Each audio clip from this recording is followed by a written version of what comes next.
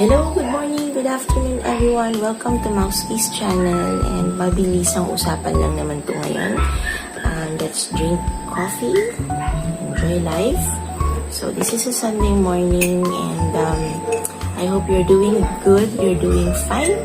So what will be our topic today? It's about zero-based strategy in savings. Lalo sa mga nagsisimula pa lang na mga tao sa pag-invest, this is a good strategy na pwede ninyong gawin, and that is yun nga, zero-based strategy. I learned it from Dave Ramsey, and ang logic nito is your asset, or rather yung gastos, hindi pala asset, yung gastos mo, yung liability mo should be equal to the income that you are receiving or that you are getting. Okay, so ibig sabihin, kung halimbawa meron kang income na 50,000 pesos per month, lahat ng yun may pangalan.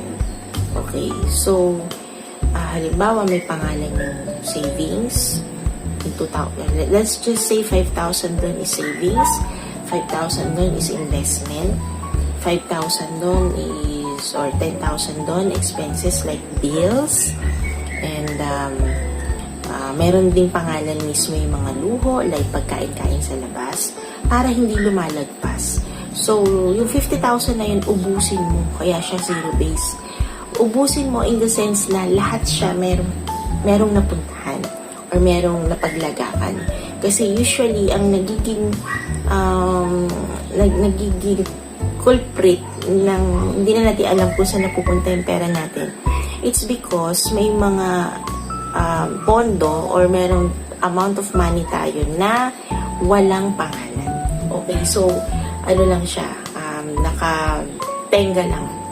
Or hindi natin alam kung para saan yung particular na fund na yun. So, yun yung ibig sabihin ng zero-based strategy. So, kung meron kang pera, might as well provide a name for all of those. Hindi naman sinasabi na huwag gagamitin sa luho or what. Basta lagyan mo lang ng amount para alam mo na hindi ka na lumalagpas. Okay?